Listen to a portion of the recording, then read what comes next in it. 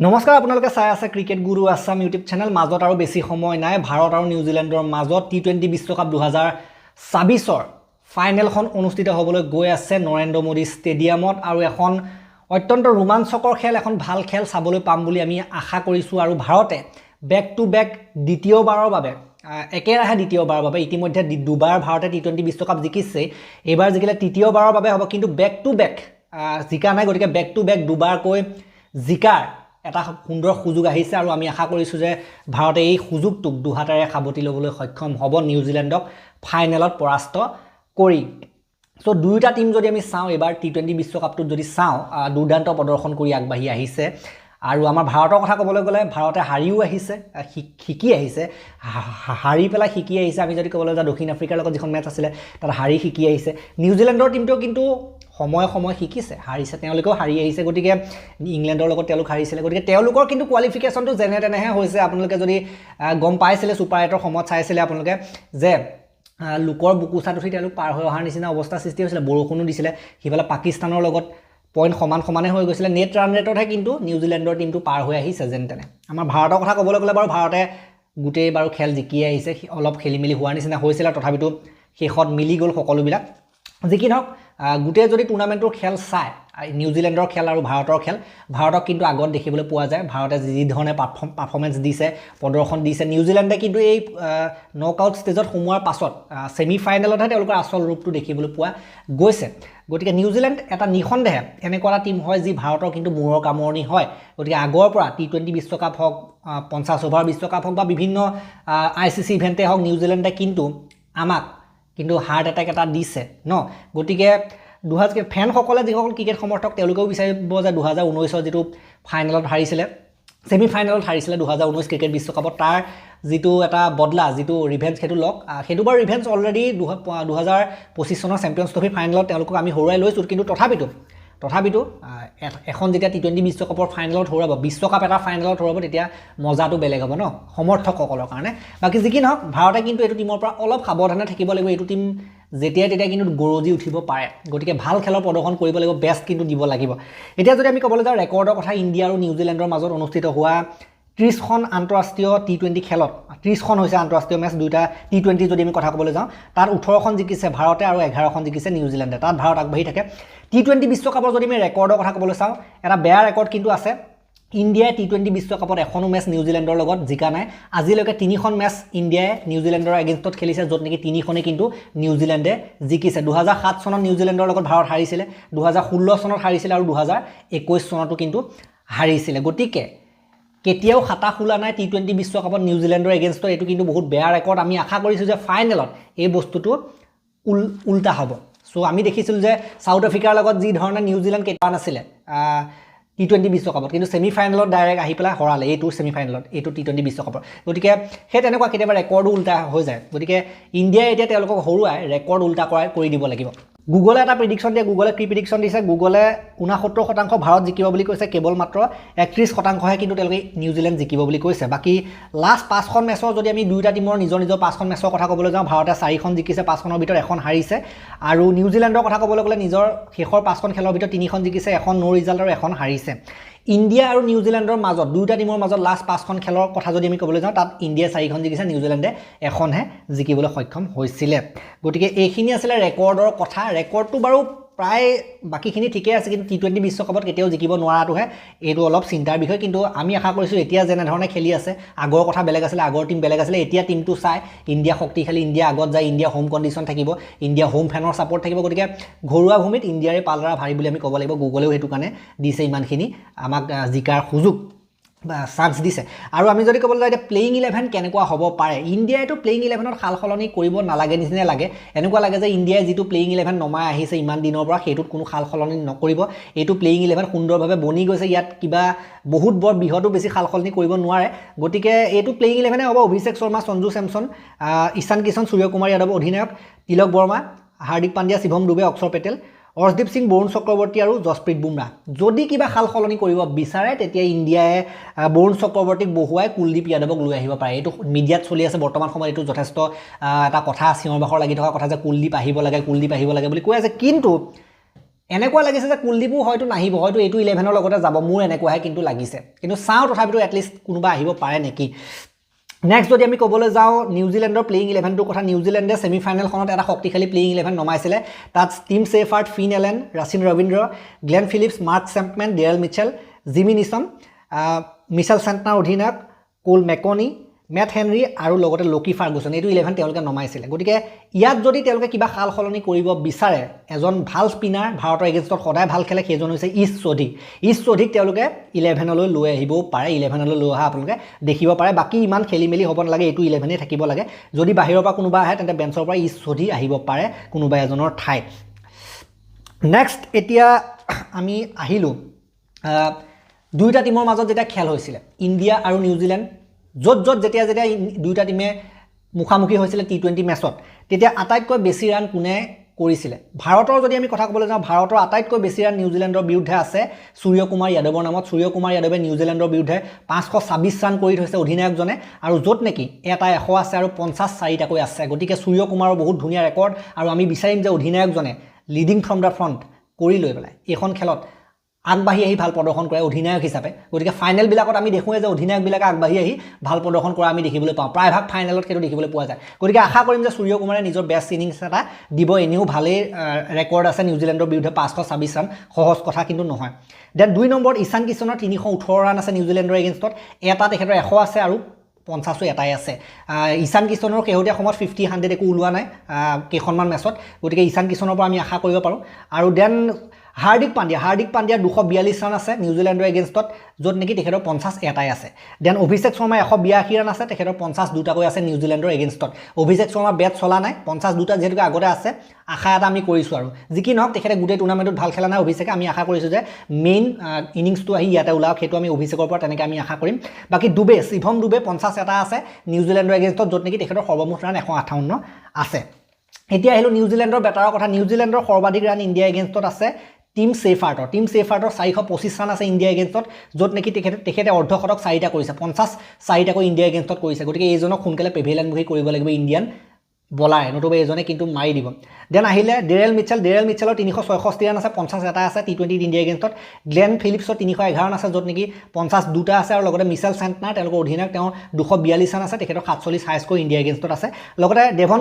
কনৱেক বাৰু খেলোৱা নাই আৰু হয়তো নেখেলাবও পাৰে, যিহেতুকে এতিয়া বেলেগ প্লেয়িং 11ৰ লগত গৈ আছে, তেওঁ খেলোৱা নাই। তেওঁ 214 ৰান আছে, 52টাকৈ আছে ইণ্ডিয়া এগেইনষ্টত। গতিকে কনৱেক কিন্তু তেনেকৈ খেলাই থকা নাই, বহুৱাই থোৱা দেখিবলৈ পাইছোঁ। গতিকে ক'ব নোৱাৰি ঘপকৈ নমাই দিবলৈ আছে, কিন্তু বৰ্তমান যিহেতুকে ফিন এলেন আৰু ছেফাৰ্ট তেওঁলোকে ঠিকেই খেলি আছে, গতিকে তেওঁলোকৰ লগতে হয়তো যোৱা দেখিব পাবও পাৰে আমি। এতিয়া আহিলোঁ মষ্ট উইকেট। দুয়োটা টিমৰ মাজত যেতিয়া খেল হৈছে T20, তেতিয়া আটাইতকৈ বেছি উইকেট দুয়োটা টিমৰ ফালৰ পৰা কোনে লৈছে? ইণ্ডিয়াৰ যদি আমি কথা ক'বলৈ যাওঁ, অৰ্শদীপ সিঙৰ 17টাকৈ উইকেট আছে নিউজিলেণ্ডৰ এগেইনষ্টত, বুমৰাহৰ 16টা উইকেট আছে, হাৰ্দিক পাণ্ডিয়া 13টা উইকেট লৈ থৈছে নিউজিলেণ্ডৰ এগেইনষ্টত সৰ্বমুঠ, অক্ষৰ পেটেলৰ 10টা উইকেট আৰু কুলদীপ যাদৱৰ 9টাকৈ উইকেট আছে নিউজিলেণ্ডৰ এগেইনষ্টত। গতিকে সেইটো কাৰণে কুলদীপৰ যিহেতুকে টপ 5 উইকেট টেকাৰৰ ভিতৰত আছে নিউজিলেণ্ডৰ এগেইনষ্টত, সেইটো কাৰণে নমাই দিবলৈও আছে, কিন্তু চাওঁ কি হয়, খেলাই নে নেখেলাই নে বৰুণ চক্ৰৱৰ্তীয়ে থাকে। নেক্সট আহিলে আমি নিউজিলেণ্ডৰ কথা। নিউজিলেণ্ডৰ আটাইতকৈ বেছি উইকেট 30টাকৈ উইকেট ইণ্ডিয়াৰ বিৰুদ্ধে লৈ থৈছে ইছ চৌধুৰীয়ে। ইছ চৌধুৰী সদায় ইণ্ডিয়াৰ মূৰৰ কামৰণি হৈ আহিছে বলিঙত, গতিকে ইছ চৌধুৰীৰ পৰা সাৱধান থাকিব লাগিব। তেখেতক খেলাব হয়তো নেক্সটখন খেলত ইণ্ডিয়াৰ বিৰুদ্ধে ইমান ধুনীয়া ৰেকৰ্ড আছে যেতিয়া, গতিকে এইজনক অলপ চাই বুজি খেলাৰ দৰকাৰ আছে ইছ চৌধুৰীক। দেন মিচেল চেণ্টনাৰ তেওঁলোকৰ অধিনায়ক, তেওঁৰো 23টা উইকেট আছে। লকি ফাৰ্গুছনৰ 10টা উইকেট আছে, জেকব ডুফিৰ 7টা উইকেট আছে, আৰু লগতে ডেৰেল মিচেলৰ 6টাকৈ উইকেট আছে। আৰু এতিয়া যদি আমি ক'বলৈ যাওঁ, ৰাচিন ৰবীন্দ্ৰও কিন্তু তেওঁলোকৰ পূৰা সাংঘাতিক বলিং কৰি আছে, গতিকে ৰবীন্দ্ৰৰ পৰাও কিন্তু ভালকৈ খেলিব লাগিব। গতিকে নিউজিলেণ্ডৰ যিকেইজন অলৰাউণ্ডাৰ স্পিন বলাৰ হয়, সেইকেইজনৰ পৰা অলপ চাই চিতি খেলিব লাগিব। ৰচিন ৰবীন্দ্ৰ হওক, দেন আমি যদি ক'বলৈ যাওঁ চেণ্টনাৰ হওক ন, আৰু লগতে ইছ চৌধুৰীটো আছে সেইফালে বলাৰ, গতিকে সাৱধান থাকিব লাগিব। বাকী পেচ বলাৰ ইমান বৰ বেছি এফেক্টিভ কৰিব নালাগে, তথাপিতো চাই লওঁ আমি কি হয়, কিন্তু স্পিন বলাৰ কেইজনৰ পৰা অলপ সাৱধান থাকিব লাগিব ইণ্ডিয়াৰ। কিন্তু মোৰ বোধেৰে ইণ্ডিয়াই ভালেই কৰি ল'ব। আমি ইংলেণ্ডৰ বিৰুদ্ধতো দেখিছোঁ আদিল ৰাছিদৰ নিচিনা বলাৰক কিন্তু ভাল মাৰ দিছে। বাকী উইল জেক্সৰ বলিঙত কিন্তু অলপ নেক্সট ছেমিফাইনেলত আমি দেখিছিলোঁ যে সমস্যাৰ সন্মুখীন হৈছিলে, উইল জেক্সে কিন্তু বিপাঙত পেলাইছিলে ভাৰতীয় বেটাৰ কেইজনমানক। গতিকে স্পিনটো অলপ চাই বুজি খেলাৰ দৰকাৰ আছে ভাৰতৰ ক্ষেত্ৰত। এতিয়া আহিলোঁ ভাল খেলিব পৰা প্লেয়াৰ। কোনকেইজন প্লেয়াৰে ভাল খেলিব বুলি যদি আপুনি মোক সোধে, মই ভাবোঁ যে ঈশান কিষণৰ 50-100 ওলোৱা নাই। এনেকুৱা এটা মানে আমি ক'ব পাৰোঁ, এটা আমি প্ৰিডিকশ্যন দিব পাৰোঁ যে এনেকুৱা হয় যে সদায় একেটা প্লেয়াৰ খেলিব বুলি কৈ থাকিলে মানে বৰ ভাল নেদেখি। এনেকুৱা আমি প্ৰিডিকশ্যন কৰোঁতে এনেকৈ কৰোঁ যে আগতে যিকেইজন প্লেয়াৰ ইমান ডাঙৰ ইনিংছ খেলা নাই তেওঁলোকে বেছি মানে ডাঙৰ ইনিংছ খেলাৰ সম্ভাৱনা এটা থাকে সেইটো ফালৰ পৰা চাবলৈ গ'লে ঈশান কিষণে কিন্তু ইমানো ডাঙৰ ইনিংছ খেলা নাই এইকেইদিন খেলি আছে সৰু সুৰা নক কিন্তু ইমান ডাঙৰ যাব পৰা নাই গতিকে এইজনে কিজানি ফাইনেলতে ডাঙৰ যায় কি ঠিক গতিকে আশা কৰিছোঁ পাকিস্তানৰ এগেইনষ্টত তেনেকুৱা এটা ইনিংছ খেলিছিলে গতিকে ঈশান কিষণৰ পৰা আপোনালোকে আশা ৰাখিব পাৰে ঠিক একেদৰে আমি যদি ক'বলৈ যাওঁ সূৰ্য কুমাৰ যাদৱৰ বাৰু মই আশা এইটো কাৰণে ৰাখিছোঁ কাৰণ তেওঁ নিউজিলেণ্ডৰ বিৰুদ্ধে আটাইতকৈ বেছি ৰান কৰি থৈছে এইটো এক্টিভ স্কোৱাডত থকা প্লেয়াৰৰ ক্ষেত্ৰত এই অধিনায়কজনে মানে সূৰ্য কুমাৰ যাদৱে আটাইতকৈ বেছি ৰান 500+ ৰান কৰি থৈছে গতিকে নিউজিলেণ্ডৰ এগেইনষ্টত তেখেতৰ ভাল বেটিংটো গতিকে এইটো কাৰণে আশা কৰিব পাৰি একেদৰে আমি যদি ক'বলৈ যাওঁ সঞ্জু চেমছনে বাৰু নিজৰ অৱদান দি যাব তেওঁ যদি ডাঙৰ যায়তো ডাঙৰ গুচিয়ে যাব নিজে দায়িত্ব লৈ যদি খেলে ডাঙৰ গুচি যাব কিন্তু যদি তাতকৈ অকণমান কমত আউট হ'বলৈ হয় তেখেতে কিন্তু 20-30 কিবা এটা মাৰিহে যাব সঞ্জু চেমছনে নিজৰ উইকেটটো এনেই নেপেলায় বাকী হাৰ্দিক পাণ্ডিয়াৰ কথা ক'বলৈ গ'লে এটা সময়ত আহমেদাবাদত কিমান অভিজ্ঞতা আছে আপোনালোকক বেলেগকৈ ক'বলৈ দৰকাৰ নাই এইজন এনেকুৱা এজন প্লেয়াৰ আমি ছেমি ফাইনেলত দেখিলোঁ ভাল কৰিলে বলিং বেটিঙতো ভালেই কৰিছে এইজনে কিবা এটা ইম্পেক্ট কিন্তু নৰেন্দ্ৰ মোদী ষ্টেডিয়ামতো পেলাব কি কাৰণে কাৰণ ইমান বছৰ কাল তেখেতে এইখন ষ্টেডিয়ামত নৰেন্দ্ৰ মোদী ষ্টেডিয়ামত সেইটো টিমৰ গুজৰাট টাইটেন্স টিমৰ তেখেতে অধিনায়ক হৈ গৈছিলে অধিনায়ক হৈ সেইখন ষ্টেডিয়ামত তেখেতে বহুত সময় অতিবাহিত কৰিছে বহুত দিন অতিবাহিত কৰিছে IPL খেলি আৰু তাৰ চুকে কোনে তেখেতে ভালদৰে চিনি পায় তেওঁতকৈ আৰু কোনো বেলেগ প্লেয়াৰ ভালকৈ চিনি পাব নালাগে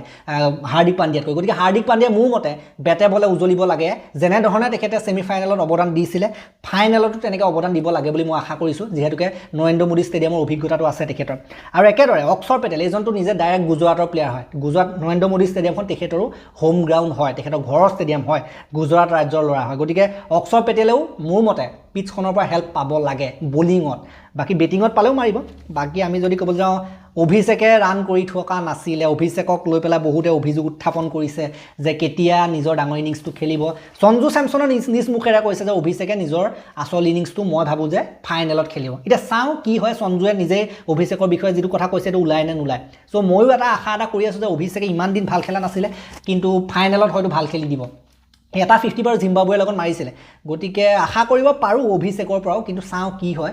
আৰু আমি যদি ক'বলৈ যাওঁ যোৱাবাৰ 2024 T20 বিশ্বকাপত আমি দেখিবলৈ পাইছিলোঁ যে বিৰাট কোহলিয়ে গোটেই টুৰ্ণামেণ্টত ফেইল মাৰি ইমান ভাল নেখেলি গৈ পেলাই ডাইৰেক্ট যেতিয়া প্ৰয়োজন হৈছিলে ফাইনেলত আচল ইনিংছ খেলিলে প্ৰেছাৰ গেমটোত গতিকে সেইটো ফালৰ পৰা চাবলৈ গ'লে অভিষেকৰ পৰা আপোনালোকে অলপ চলপ আশা ৰাখিব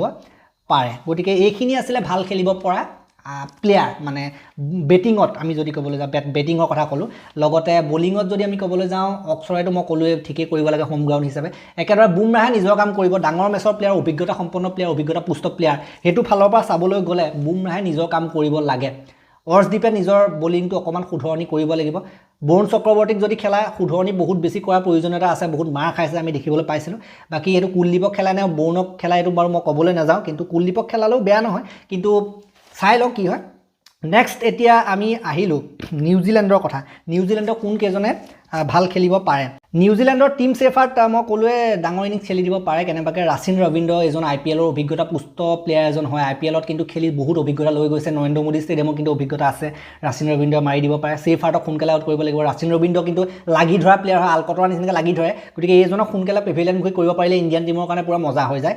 শেফাৰ্ডৰ মই কথাটো ক'লোৱে আৰু ফিন এলেনটো নচলিব মোৰ মতে মোৰ সেইদিনাখন যি চলিলে 100 মাৰিলে এইখনত হয়তো সোনকালে আউট হ'ব বুলি মই আশা কৰিছোঁ দেন গ্লেন ফিলিপছ আৰু ডেৰেল মিটচেল এইকেইজনৰ কথাটো বেলেগকৈ ক'ব নালাগে টিম বিপদত পৰিলে কিন্তু এইকেইজন লাগি ধৰে দেই এইকেইজনৰ প্লেয়াৰ উইকেটটো মূল্যৱান হ'ব আৰু ডাঙৰ মেচৰ প্লেয়াৰ দুইজন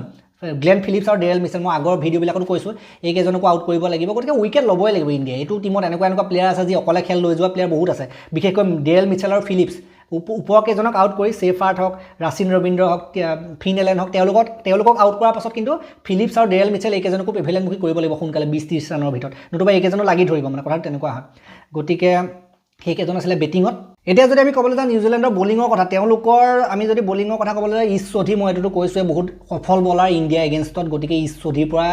সাৱধানে চলিব লাগিব একেদৰে মেকনি বোলাজনে কিন্তু সেইদিনাখন চাউথ আফ্ৰিকাৰ লগত একে অভাৰতে 2টা উইকেট লৈ